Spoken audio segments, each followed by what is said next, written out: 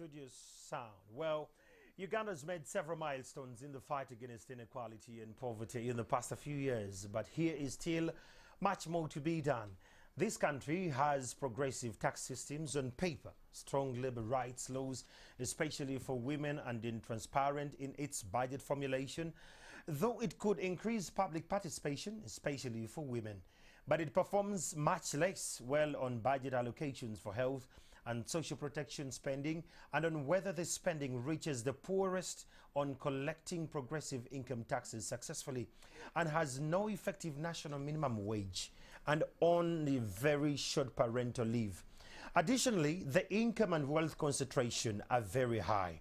Now, to bring this conversation home, under the theme tightening the anti-equality policies on public services, tax and labor rights to radically reduce inequality in Uganda, in studios I have Ms. Jen Nalunga, the Executive Director of Siatini, and I have Dr. Fred Muhumuza, a lecturer at the School of Economics in Makerere University. I have Mr. Mayanja Idi Mubarak, a Gender and Women Programming Specialist from the Ministry of Gender, Labour and Social Development. And on Zoom, we're joined by Edward Serubide, the Head of Programs at Oxfam, Uganda.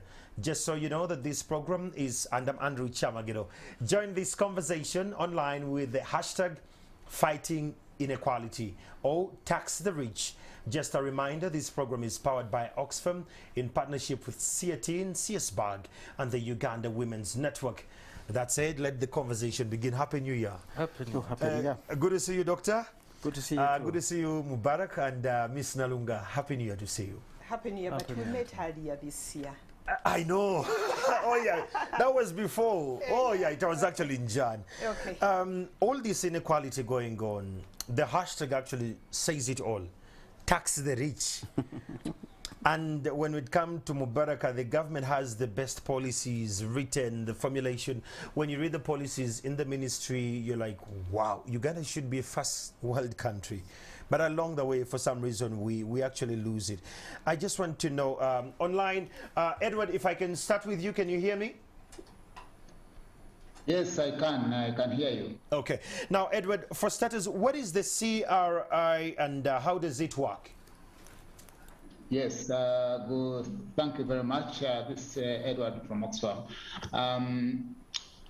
The CRI is actually the commitment to reducing inequality in the extreme multidimensional framework that uses index to assess countries on their policy commitments towards reducing inequality. And as you know, reduction of poverty and inequality is actually a part of the actually well stated in the SDGs. So Oxfam is working with a number of partners, particularly at the global level with Development Finance International, and locally with the CSBAG and the Siatini and the Women's UNET, to be able to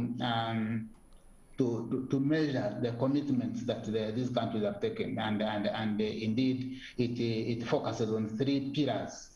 Number 1 is about the public services and looking at spending in these areas, education, health, social protection, and look at what percentage the government is spending in this and how are these being implemented. The second area of measurement for the CRI is the taxation, and we're looking at how regressive or progressive the tax system is, at least both in policy on paper, but also in action. How is it being done? And the third area it measures is the area of labor, workers' rights. We look at inclusive of minimum wages and see how are these rights being respected in different places of work. But generally, it applies also a set of 3 levels of indicators. One level of indicator is about the policy commitments themselves, looking at how what they are in different policies, but also how they are implemented. Looking at implementation and coverage. Are they reaching the right people? Who are they reaching? Who are they leaving out? And then the third area of impact of measurement is, the indicators are also at an impact level. trying to see how these policies put in place to reduce inequality, how they are impacting on the different categories of the population, and this forms the entire framework.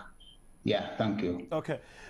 Before you go, Mr. Mwebaze, just to understand, so how does it work? The report is remarkably well aligned. I love the fact that it covers very pertinent areas of our day-to-day life. But how does it work? Yes.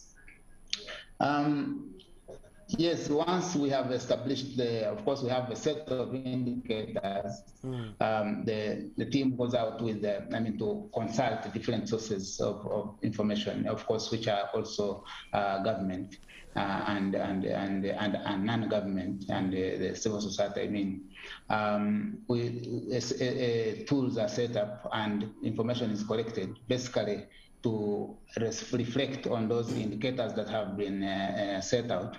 Uganda, for example, this is part of the global, because the CRI measures 158 countries, so it has been globally coordinated.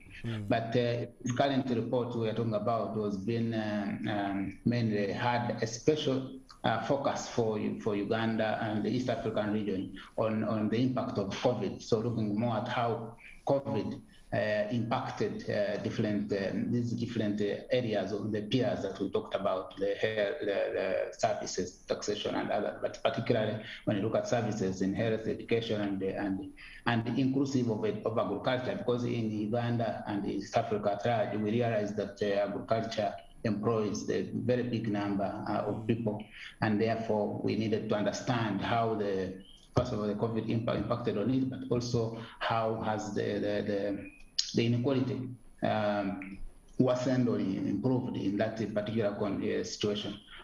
Generally, that's the framework. So we work with different levels. Okay, thank you so much. That is Mr. Edward Mwebaze, Sembide, the head of programs at Oxfam. Edward will tap a little bit later. You can hang in there. Now, when I come back to you, Ms. Nalungas, from Setin, what does this report tell us? With your lenses as Setin, what does this mean? Okay, thank you so much, Mr. Chiamagero, and good afternoon, viewers.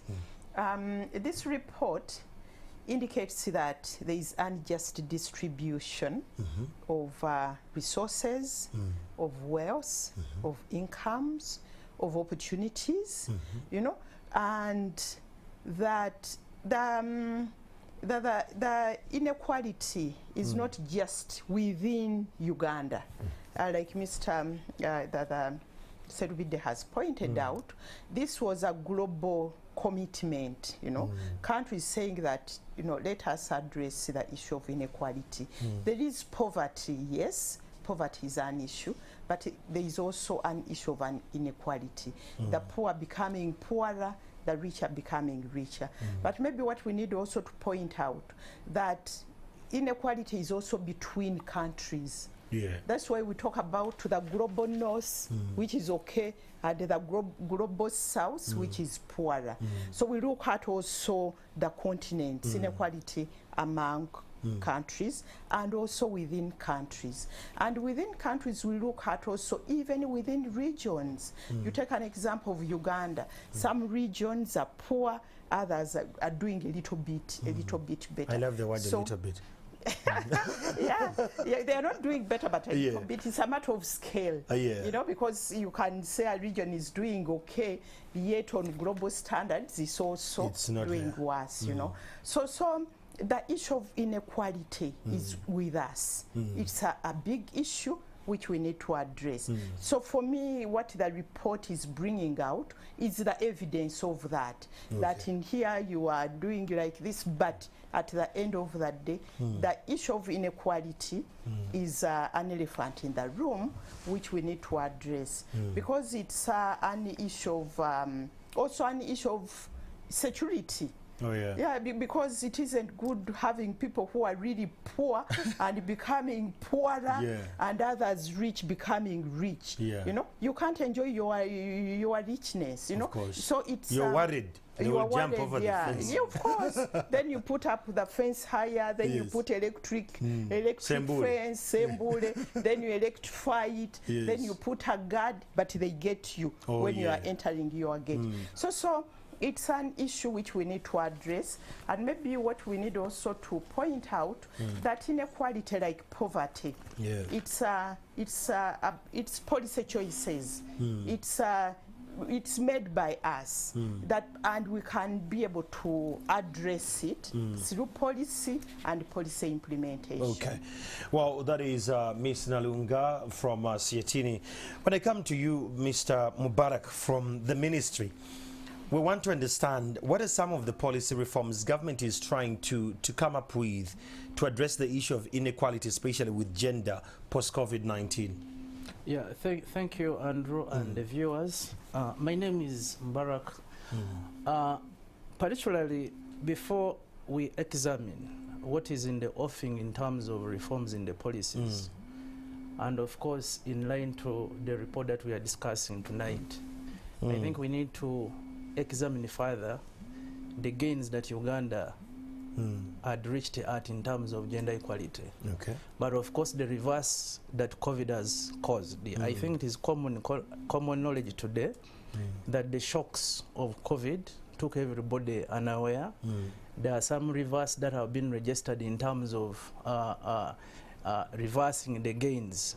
So we need to examine this. In terms of education, for example, what was the equality index? For example, in primary education, enrollment, retention, and completion. So for me, in this report, first of all, I expected this to come out in terms of what is the status quo, in terms of now enrollment, has it reduced? In terms of now, as we are now packaging and we are going back, the time as the schools have been open, what is the status quo? How will the completion be in the post-COVID period?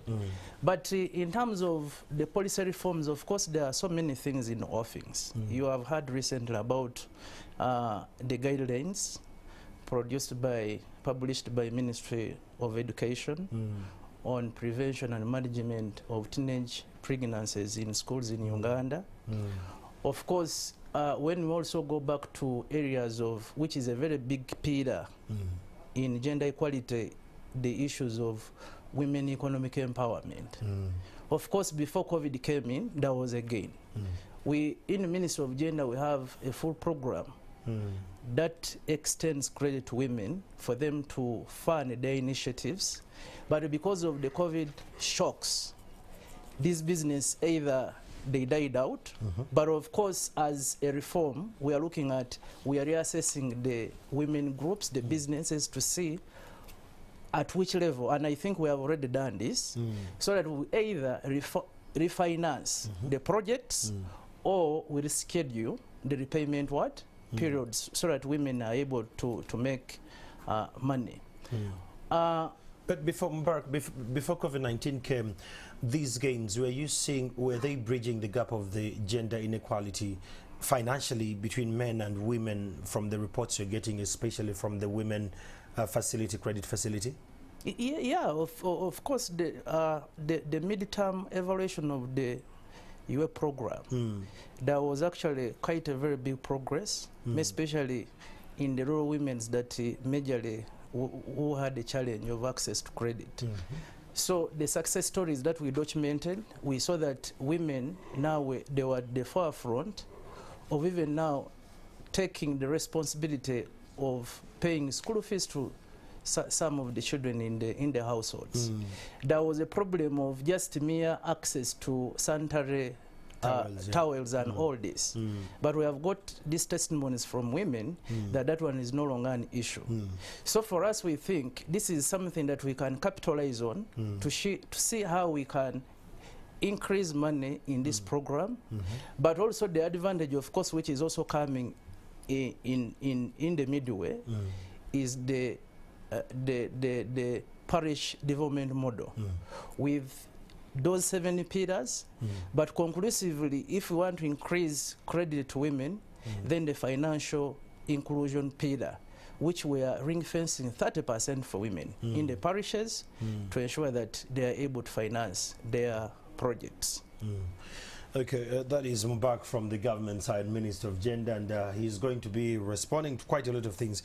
So, Dr. Muhumuza, good governance is a key indicator for anti-inequality and inequality commitment for governments, as it demonstrates a very good government that is more responsive to the citizens' need as and when they arise. Here we examine two key indicators of governance. One, budget transparency. For starters, what is your view about the budget transparency vis-a-vis the governance model? Yeah, thank you so much. Of course, budget transparency is key, but always very, very sensitive. Yeah. Not anyone even wants to tell their spouse. That is why you've left to the economists to break it down for us. Nobody wants to tell even their children or their spouses how much they earn. You know. The moment you get money, you want to hide it. So it comes from the household level. To push anybody to declare the budget and be transparent about it is a very strange thing. So it's a new discipline we are learning in government. But also it's easy to say this is how much we put out there, but where has it gone? Okay. Quite often budget transparency ends with, because CSOs and everybody is watching, okay, we have allocated 600 billion to the health sector. But when you begin to implement, nobody wants to tell you what has gone where. Until COVID comes and then you realize, hey, we only have 184 ambulances in the country. Where has the money been going? Yes, that's true. So budget transparency should be seen all the way to the last mile. Not just that we have published the figures. And I remember when we were, even before I joined the Economic Policy Research Center, mid-90s, the World Bank did a study with the Economic Policy Research Center and showed that of every 100 shillings released for education, only 30 was getting to the destination. So they said people should declare on the notice board of the school. This school received 17 this million. much money. Of the 17 million, 8 is for desks, 2 is for the latrine, and 4 is for chalk and the other things. So that now people can be held accountable to say, where are the desks? Now, until you get to that detail, budget transparency remains a mystery. And most people would want to just give you the block figure of what was allocated. So it's still something strange, but as you can see, it is very, very critical for inequality. Because you want to know of the money that has gone into the road sector, how much is actually addressing where the common people live. Because you find the bulk of this money is going to go into the expressway to Entebbe, it's going to go into an expressway to Jinja, it's going to go into a trunk road to Gulu. All those roads we are paying to use them, by the way. And it'll be very easy to post it to people because they make some kind of good capital. But remember, there is a woman who is 2 kilometers away from off that road. We have seen children trying to balance themselves on a stick. Now he's talking about inequality of enrollment. Now some of these students no longer sanitary towels. How is this girl going to walk over that one stick that's crossing a river where money was released to do the bridge and the culverts? And come back. But it never made it. So these children are really balancing themselves through a flooded road. Now, the money could have been released, but because budget transparency never went to that detail, and that's why I was saying the parish development model, accountability should be down there. At the parish level? At the parish level, let the chairman sit with his people and say, we planned for this road. Then the cow will come and say, actually, money for your road came. This is the contractor. Then the people themselves will begin to say, where? Who is accountable? And even the councillor who is supposed to carry this message to the district council comes from that parish. He should be able to say the money came. The contractor was, how come the road is not being done? That's really the transparency of the budget, not the figures, but what is the story behind the figures. Let the people know that. Once you deal with that, inequality will begin to reduce. So when you bring this, can you gel it or fuse it with the governance when it comes to the governments? Because yes, there could be some people who are very positive about the budget transparency, but when the political will and the powers that be that are governing the budget transparency model for this case are not willing, so how do we merge the two? And that's actually the real governance thing, because as we've said, what is the role of the councillor? It's oversight, which is a governance function. Because the councillor shouldn't be the one to implement. And now we have found councillors who are running contracts and deals. They want to give themselves the tenders. No, you are now getting conflicted. Governance says declare your conflict, stay in your lane. As people have been, so that you can audit with clear eyes. So that you can audit, tell the people and say, money for this road, we appropriated it in the district budget. Minister of Finance sent it. So the money is with the cow. The cow will say, I am contracting. Oh, this is transparency. When the cow is advertising which companies have come, people should have a know on which companies have bid. Let's weed out and say, but that company cheated us last year. Why are you giving it another contract? That's the governance level from the council's side. But now the council has gotten conflicted to go into the executive. So they are all holding the cow accountable. To say, you haven't given the contract to my no, how would you hold that company when you own it? So budget transparency is the figures, but also matched with this governance aspect. Yes. So councillors, if you really want to get into business, step off from being a councillor. Be in business. Go and be in business, but don't be in both. And we have seen that Uganda government is really messed up with that. Yes. You find the deals are going to the people in the executive, and the executive wants to be there. Then how do you hold anyone accountable? That for me is the governance issue. Wow. Mixed up with the budget transparency. And it makes it very hard to audit. It makes it very hard to audit. And auditor general is coming through. Money for WEP. Yes. Youth livelihood. We are seeing the auditor general coming in to say, it's not making sense. It's not making sense. Yeah, true. And yet somebody is saying, no, this is about women. But when you look at the money being spent on administration, it is in the NGO world and the other corporate world, we say money for administration must never be beyond 20% of the total budget. But in the government, you'll find it the other way around. 80% is on administration, then 20% is goes to the ground. How do you do that? Now, those are governance issues parameters. We need to align. And if you don't do those, then inequality will remain with us. Wow. Nalunga, when you listen to all this, I'm sure you've been on the ground, you've seen where we have gone wrong as a country. This, what is saying, the governance issue and all, when it gets especially to taxes, Ugandans, especially those in business, they fear to come. When they hear any business, they say, how big is the tax? And some of Ugandans have become experts at evading tax or dodging tax purposely. With all this, where do you see this report? If we get this report and we give it the powers that be, could we see the light at the end of the tunnel? Okay, thank you so much. Regarding the issue of tax, in fact, this is one of the parameters, the pillars, you know, when we are looking at inequality, who is paying and who is not paying.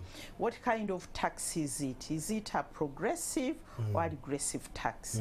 A regressive tax is a tax which is indirect, for example, indirect taxes, taxes paid on or put on fuel. It means that you are paying the same as poor me, you know, and that's already increasing inequality. Oh yeah, you know. So yeah, there are those people who just have cards. They just go and they swipe and they get. Just go. Yeah. But here you put taxes, you put them on fuel. That means that you are increasing the cost of living for everybody, including the people in the villages. So the issue of taxation is really, really important. Who is paying, and it's important that you pay according to how much you are earning. If you are earning more, you pay more taxes. And that's why we are saying if we are to reduce inequality, government should go for direct tax, you know, like pay as you earn.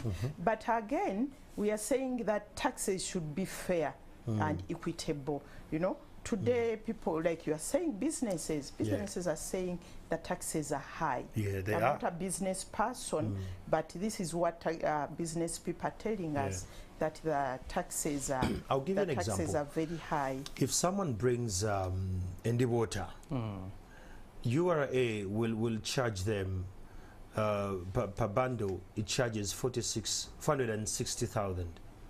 Yet the entire Endi water, the profit would be 500,000.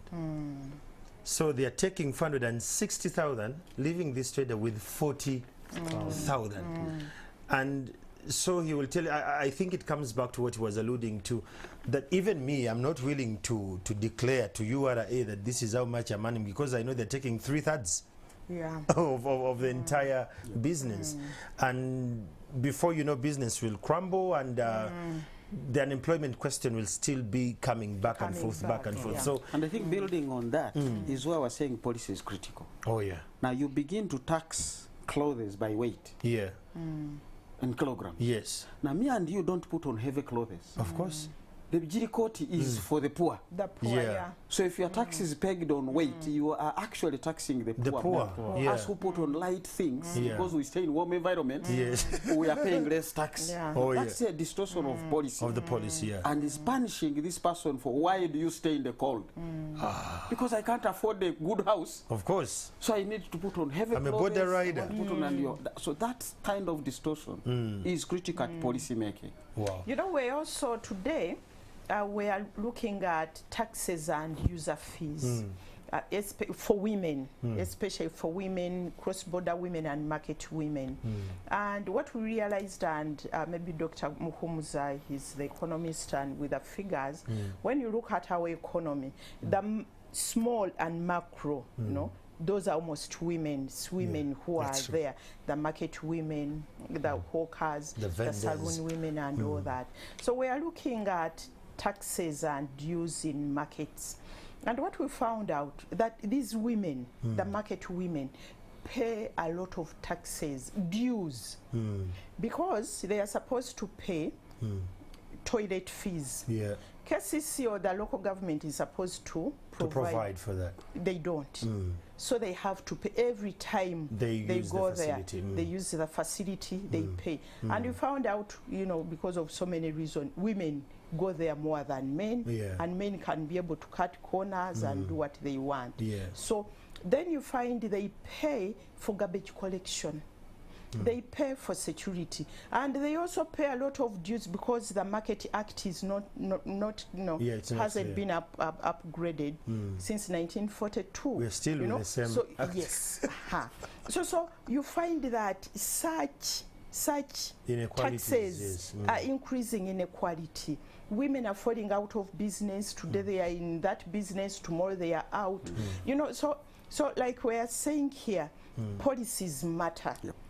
How should we be able as government to be able to intervene, ensure that policies are there to protect the vulnerable. Because the vulnerable are becoming more vulnerable, you know. And that's these are- worrying. And it's really worrying. It's really worrying, yes. Mubarak, when you hear all this, you the government, I will pin you as government because you're here as government. Yes.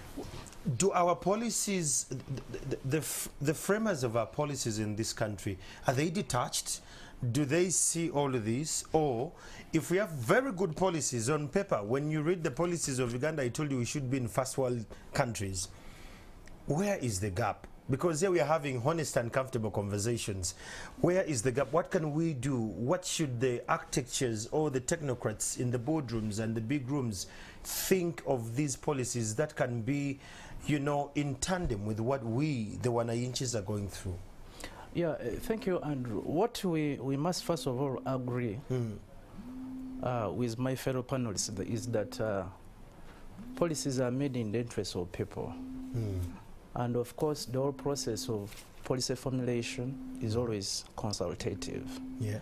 And I want to agree that policy implementation in this country has its own gaps, that government looks for remedies on accelerating implementation. Because at center, we can devise and formulate these policies. But again, at the local government level, it fails at that level, and not because they are detached, but because how much money are we putting in policy implementation. I think that is very critical. But all this said, we have realized this, we have done a very good analysis, and one of the pillars in the parish development model is the issue of governance. Now, the local economic governance, we want the people themselves at that level to decide. For example, if they're in business, how is it in tandem with the taxes that they must pay in terms of them gaining in the businesses?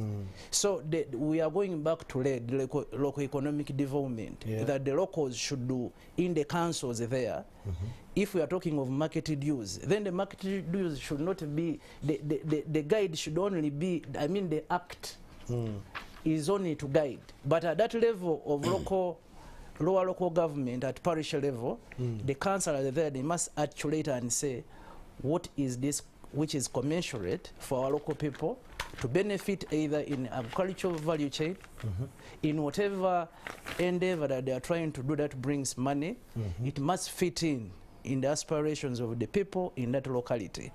We are now getting away of thinking for the people, but I think the parish development model is going to do much on issues of also economic governance, which actually includes taxation. But of course, before maybe I go to another point, I mean, as I leave the issues of taxation, I wanted to point a bit on issues of social protection, because it's entirely very critical. Came out in this report. Social protection, I think in Uganda and in East Africa, actually in East Africa, we have the best social protection policy. Like you said, that we have the best policies, yes. I took time to read them and I'm like, wow. In the region. But of course, what is very important in social protection is we have put up systems of ensuring that all the vulnerable people in Uganda are protected. Their rights are protected. The children are protected. The older people are protected. The women are protected. And to speak to this, for example, in the area of eliminating gender-based violence, we have a full-fledged policy on elimination of GBV and a very good action plan that we have actually implemented in terms of response. We have started on establishing different GBV shelters where, for example, a woman who has been trapped up in violence can seek a respite in terms of provision of psychosocial support.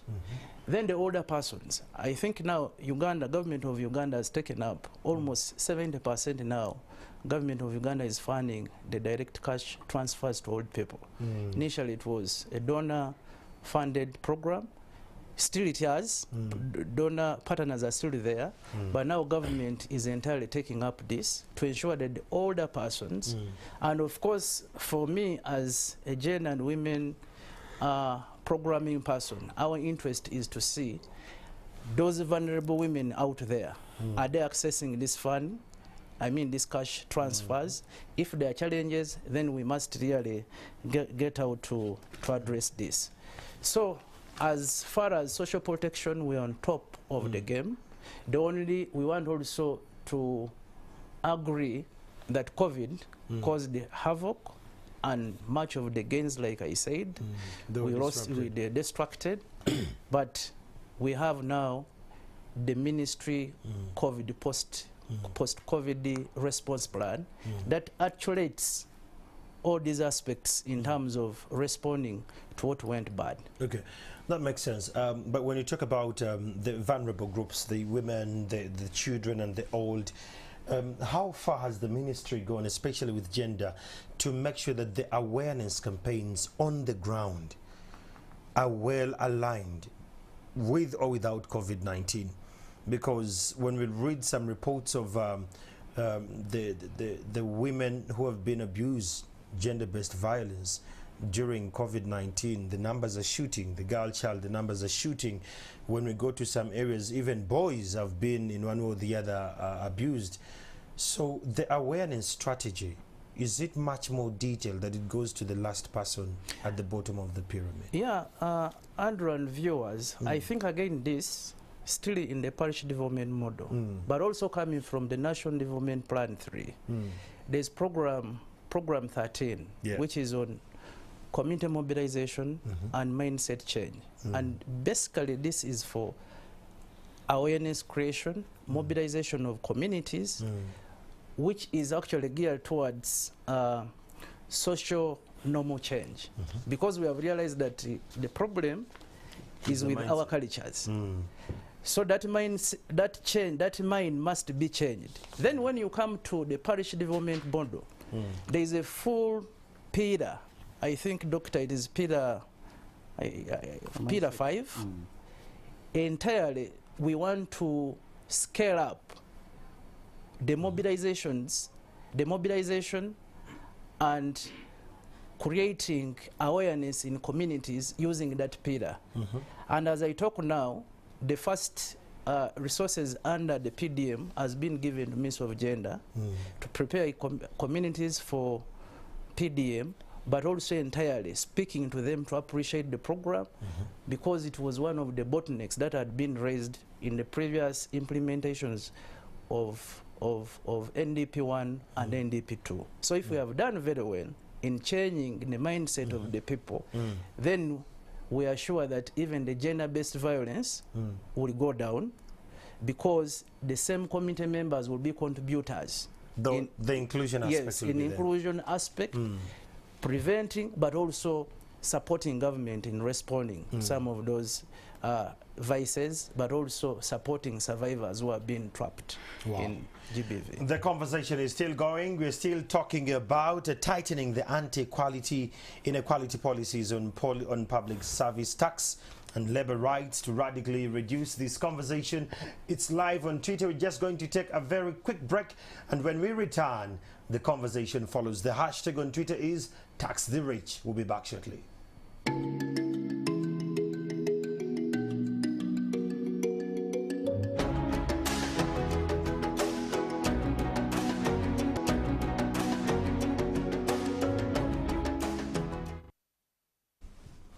Well, the conversation still goes on. We're fighting inequality, and if you want to be part of this conversation, the hashtag is Fight Inequality and Tax the Rich. Someone on Twitter says that if East African governments increase their tax revenues by just 1% of their GDP, they would raise an additional of $4.9 billion each year for the next 5 years. Now, enough to raise health spending by an average of 77% annually. That is as per the report of Oxfam. This conversation is a conversation we're still having in here. I have Ms. Nalunga from Siatini, and I have Mr. Mbarak, female and gender expert from the Ministry of Gender and Social Development. And of course, we have Dr.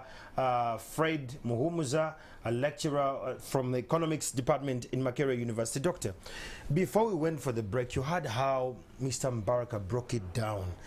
You would see things working, you'd see inclusion and all of that. What do you make of his statements? Yeah, they're statements indeed. They are efforts. You know, sometimes you have a willingness. I also would want to run and finish a marathon. Yes. I always do, but in 2 days, not in Not 2, even 5 days. I like the approach. I will take my 2 days. Yes. So there are a lot of things. You really put out their sage. Yeah. We want to give grants to the elderly, but you are giving them 30,000 a month. Yeah. That's 1,000 a day. That's just one kabaragara for this old man. In this economy. In this economy. And knowing these days how people are dumping their grandchildren, the elderly, you have a real big problem. Oh, yeah. So the interventions, when you come back and say, are we really trying to make a difference? Or are we just doing cosmetic work? The policy is clear. Yep. But the budget available to roll out that policy is not really bringing out what should be The policy. objective. Oh, yeah. So, and that's where the challenge comes in. Now, 1,000 shillings a day. When we look at the other statistics, the average Ugandan in the private sector is earning 90,000 shillings a month. That's literally 3,000 shillings a day. This is a household head. The average size of a household is 4.5. So each one of them can't even walk off with 1,000 shillings. That's true. And then you're expecting a manufacturer to come and put up his factory. He's looking at that market. Because these are the people to buy my milk. And my liter of milk is 1,000 or 2,000. These people who earn 3,000 cannot even buy milk. Because the 1,000 will go to Chikomando. Don't think people eat Chikomando for fun. They have no option. Yeah. Don't think people are walking from Kampala to Weyogerere to Zana to Nansana because they want to exercise. No, it's because the 2,000 you have earned must be dedicated to buying posho or maize flour to go and make porridge. So if you spend it in a taxi, you're going to sleep hungry. So you must choose between sleeping hungry or walking back home and there is a cup of porridge. Now this is the inequality we are talking about. That while you are having that reality, some people are paying 500,000 to the gym to shed off their weight. And then you even set a national, members. you even want to set a national fitness day. That's your conversation as the rich. The rest of the Ugandans walk every day. Yes. So when they walk to work, it is not politics. Yes. It is not any other thing. It is and the until you look circumstances. and plan for that bottom of the pyramid, the pyramid is going to crumble. Because the pyramid stands on the strength of its foundation. If the foundation is that weak, it doesn't matter how well you want to say, I'm a rich Uganda. Me, I have built my apartment. Let's talk about the rich. Doctor, in the context of this conversation, who are the rich? If we are to trickle down to look at the rich, because someone would think because maybe I work at Serena, Yes. and I see they would assume that I'm rich. But break it down for us to understand, for the context of the conversation, who are the rich in this conversation? Of course, there is now a distinction In why this people country? say- yeah, there is actually a distinction why people say there is wealth and there is richness. Yes. Many Ugandans are rich but not wealthy, Makes sense. and you need to sort out that. Even here, we should be saying tax the wealthy, because the wealthy actually benefit A lot. a lot from when you tax them and go and look after the poor. Because they are the beneficiaries. Yeah. Once the poor's incomes begin to rise because you actually raised their productivity and production, they are going to buy my milk, they are going to buy my water, Yeah. they will rent my houses, they will bring their children to my school. have the So capacity. the wealthy are very comfortable being taxed. That's why here in countries like Sweden, they will pay taxes up to 40%. And Because they- nobody is complaining. It's going to come back. But when you are rich out of stealing public funds, You're not wealthy. you You're are just not wealthy, rich. you are just rich. Okay. And you are going to spend that money buying in Penkoni. 600 million. Who are you benefiting? The Japanese manufacturer of that car. It's a leakage. You're losing that. That's it. So you really would want the money to be retained within the system. Yeah. Canada and the US, now their border is closed because of trucks. The strike of COVID and whatever. All of them are complaining because Canada sells 70% of their exports to the Americans, US. So you can see that the two economies are intertwined. Yeah, the pitching is a happening. real wealthy person really would want the welfare of those people down at the bottom of the pyramid To come up. because that sustains it. And that's The what we call wealth. sustainable development. That's That's why the we're market. arguing for inclusive growth. Don't be happy to drive through a slum and you get to your house. If that slum wasn't a slum, you would be benefiting. Oh, yeah. Now we have that problem that people in Chikubo, now they are fighting the Batembe, Yeah. saying they have taken away our market. No, they haven't taken away your market. It's the If you look at what you are situation. selling in that arcade, the Mutembe has a completely different market. He's selling Nigina. You don't have Nigina shoes in your place. Oh, yeah. But the people who used to come to you have not recovered from COVID. Yeah, yeah. So now you are struggling, and the landlord is struggling, and now the quarrel goes up to the top of the bottom. I mean to the top of the Or the bottom. pyramid, yes. Because the pyramid down has not been strengthened. So it is in our interest to say, how do we make sure the money meant for the poor Goes is to them. actually going to them and is helping them? Remember that woman when she has sold her grown her melon. Yeah. But because the culverts leading to off the trunk road to Guru are bad, the Fuso won't go there. Of course. She ends up selling each melon at 500 shillings, a pineapple at 200 shillings. How would she buy your soap? She can't. How would she buy your beer? She can't. Now that's the inequality challenge that need we to all, address. and COVID taught us. COVID anywhere is COVID everywhere. Oh, yeah. We are in this together, and as soon as we realize that the bottom of the pyramid matters, we are not going to go make any progress as a country. Wow. Nalunga, I can see you burning with all this kind of expectation. Yeah, I yeah. love the way he actually broke it down for my people to understand about 2x1C on how this all needs to work out. But from your perspective, what are some of the recommendations from this kind of report? Where do we move to now that the report is here? Yeah, maybe to go back to what Dr. Muhumza has raised, but before that, to go back to my Mubarak. brother from from gender. You know, he has painted a very, very superb picture. I loved And it as well. He made good You loved statements. it, but it isn't the reality on the ground. What is the reality? The Nalunga? reality is women and children and girl children, the situation is not good. Yeah. You know, look at now the girls who are pregnant, and that's almost a generation which is going to, Lost. it's gone, because babies are having babies, they want to be able to look after them, they haven't gone to school, you know, that poverty, you know, that cycle of poverty. And when you say you have shelters, shelter is shelters for It's battered temporary. women. But that's a symptom of gender-based violence. And when it comes to gender-based violence, the answer is not mindset change. You can't tell me don't beat your husband. You look at what's the problem. What's the and cause? most of it is it's the economy. Money. A hungry man is a very angry man, by the way. So I think we need to be realistic, Yes. look at the issues, not to say we are doing okay, so that we can be able to address these issues. Then too, you said, and I hear this so many times, that our policies are the best. If our policies were good and the implementation was good, we wouldn't be having these This challenges we conversation. are talking Yes. about. A policy is as good as it addresses the challenges on the table. That's why every day you need to review The policy. your policies. There is a problem of inequality.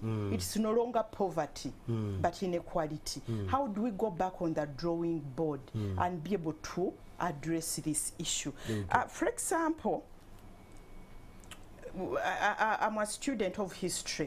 When you look at the Industrial Revolution in Britain, they put policies in place to systematically push people off the land to go into industries.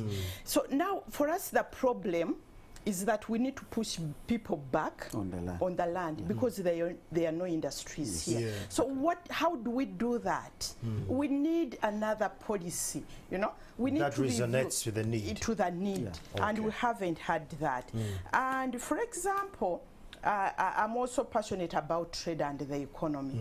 You look at the way we are managing our economy. For example, we don't have our trade policy expired in 2018. Yet that's a critical key policy framework to guide us on how to handle all those issues we are raising. Now we It's complain not of there. aflatoxin without policy. How do you handle? How do you handle that? We don't have a competition policy, you know. So the framework is missing. Needs to be aligned. It needs to be aligned to the challenges we are having, and then we can be able to look at the implementation. Okay. But you can't talk about implementation Without a when policy. the policy is not also. Okay, that brings me back to Edward. Edward, if you can hear me, Edward Mwebaze Sembide, the head of programs at Oxfam. Edward, can you hear me? Yes. The conversation here seems to be a little bit heated up. Now, given this report, it's very interesting. The extracts and the conversation here shows us that there is light at the end of the tunnel if we take clear recommendations. In a minute, what are the key recommendations from Oxfam going forward? Thank you very much, and I could hear already some of the discussions from our colleagues, and I first and foremost is to acknowledge that there is evidence, there is information, there is knowledge, evidence that the government can be able to use, and it is here. So I guess first recommendation would be about how the government can adapt the information that is here to improve on policy formulation and implementation. But also you have already indicated in the discussion, I could hear, of course, a lot of policies are here, have been produced, but the inequality has been worsening over the different years. So what is the problem? I think the action, the implementation is still poor of the existing policies. For example, on taxation, it's acknowledged we have some good policies on taxation, but the implementation seems not to be well. So we want to see more and more of the actions around implementing existing good policies. But at the same time, and as I said, the investment in the social sectors, education, healthcare, and others need to be boosted. Although you might say boosted, where is the money? But of course, there was already a discussion about taxing the wealthy. How can we improve taxing the people who have the properties, the people who have the biggest, the wealth in in the country and reduce on regressive taxation. So that's one of the other areas that we are recommending. And you'll notice that actually COVID exposed our lack of preparedness and resilience towards a number of these shocks in the sectors we talked about. So what it means is that there is limited investment in preparedness to address some of these shocks that are coming to interrupt our progress.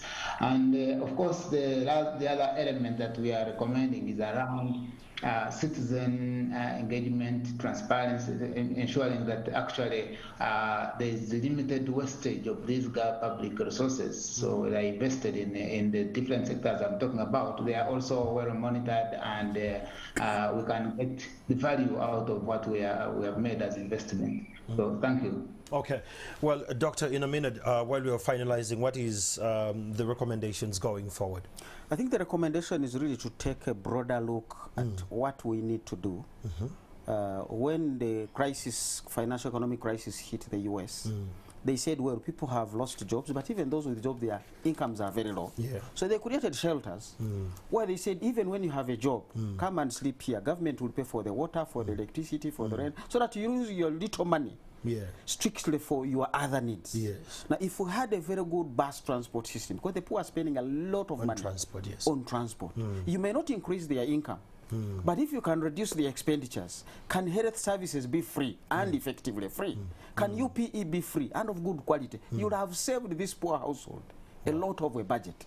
And I think that's the broader look we need to see. How do we meet them halfway? We may not offer all of them jobs, but halfway. But can we offer what they need most? Education, health, and basic things at an affordable rate or even free. Wow.